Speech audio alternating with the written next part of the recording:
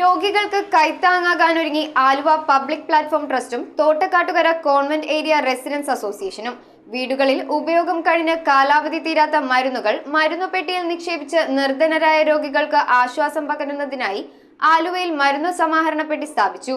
PDP general secretary PA ഹംസക്കോയുടെ നേതൃത്വത്തിൽ നടത്തുന്ന പദ്ധതിയുടെ ഉദ്ഘാടനം തോപ്പിൽ ഫ്രാൻസിസ് നെൽസൺ നൽകിയ മരുന്ന് പെട്ടിയിൽ നിക്ഷേപിച്ചുകൊണ്ട് Holy Ghost Convent School headmistress sister Mary Helen നിർവഹിച്ചു. ആലുവ പബ്ലിക് പ്ലാറ്റ്ഫോം ട്രസ്റ്റും തോട്ടക്കാട്ടുകര കോൺവെന്റ് ഏരിയ റെസിഡൻസ് അസോസിയേഷനും ചേർന്നാണ് മരുന്ന് സമാഹരണ പെട്ടി സ്ഥാപിച്ചത്. വീടുകളിൽ ഉപയോഗം കഴിഞ്ഞ് ബാക്കി വരുന്ന മരുന്നുകൾ ഈ പെട്ടിയിൽ നിക്ഷേപിച്ച് ഇതിൽ കാലാവധി തീരാത്തവ നിർധനരായവർക്ക് സൗജന്യമായി വിതരണം ചെയ്യുകയാണ് ഇതിലൂടെ ലക്ഷ്യമിടുന്നത്. തോപ്പിൽ ഫ്രാൻസിസ് നെൽസൺ നൽകിയ മരുന്ന് നിക്ഷേപിച്ചുകൊണ്ട് Holy Ghost Convent School headmistress sister Mary Helen ഉദ്ഘാടനം ചെയ്തു.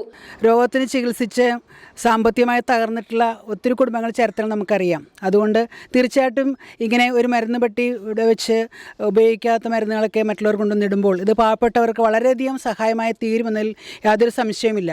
Association president KB Muhammad Basheer, PA Hamsakoya, K Jayaprakash, Javan Chacko, Baby Karuvelil, PK Mohanan, AR Shine, VT Charlie master തുടങ്ങിയവർ സംസാരിച്ചു. തുടർന്ന് കാര കുടുംബാംഗങ്ങളും ചടങ്ങിൽ പങ്കെടുത്തു. Anilkumar, Susan Kuruvila, Yamuna, Safiya teacher, Rekha, Asha, Narayana Kammath, Freddy Kadathoos, Sirosh Kumar, Ratheesh, Jose തുടങ്ങിയവർ നേതൃത്വം നൽകി. മൊത്തം ഏതാണ്ട് 4.5 കോടി രൂപയോളം മരുന്നുകൾ ഇപ്പോൾ കളക്ട് ചെയ്ത് കഴിഞ്ഞു.